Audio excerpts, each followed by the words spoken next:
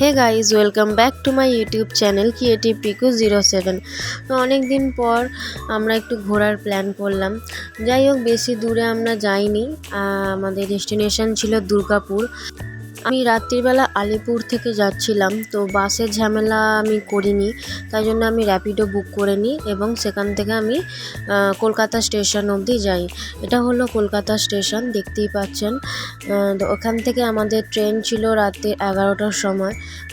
আমি রাতে ডিনার করতে পারবো না বলে ওই জন্য স্টেশনে বসেই একটুখানি ডিনার করে নিয়েছিলাম।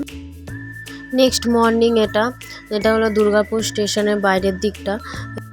টাইম এখন সকাল 6টা হবে।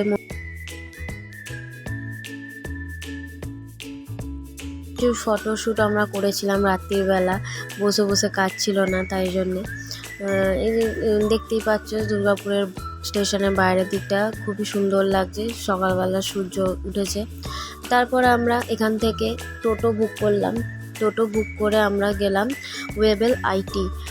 ওখানে আমার একটা এক্সাম ছিল, তো ওখানে আমি গেছিলাম। এই যে দেখতেই পাচ্ছ ব্রিজের উপর দিয়ে, এটা অ্যাকচুয়ালি ডিভিসি এক্সাম আমি দিতে গেছিলাম। এই যে টোটোয় করে সবাই মিলে আমার ফ্যামিলি গেছিলো, ফ্যামিলির সাথে আমি এক্সাম দিতে গেছিলাম।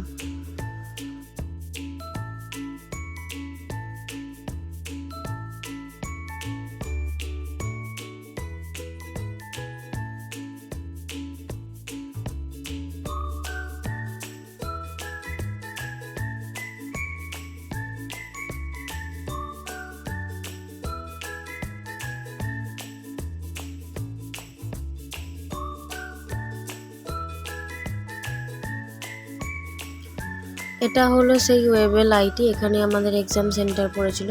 দেন এক্সামের পর আমার খুব জোর খিদে পেয়েছিল, তো সকাল থেকে সেরকম কিছু খাওয়া হয়নি। সেই ব্রেকফাস্ট করে এখন বাজে ওই 12টার দিকে হবে, 12টা সাড়ে 12টা হবে।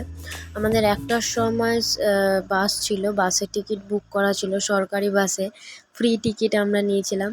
তো এখানে লাঞ্চ করলাম, সবাই মিলে লাঞ্চ টাঞ্চ করে একটু ফটোশ্যুট করলাম। করে এটা ছিল একটা ইস্কনের মন্দির, এখানে আমরা একটু ঘুরতে গেছিলাম। এই যে দেখতেই পাচ্ছেন, খুব সুন্দর মন্দিরটা, ভিতরে খুবই সুন্দর, খুব পিসফুল জায়গা। এটা একটা বেশি বড় নয়, ছোট, কিন্তু ঠিক আছে, ঘোরার পক্ষে ভালো।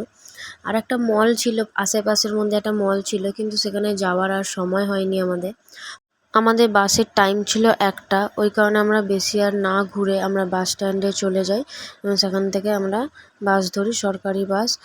Thank you for watching my blog.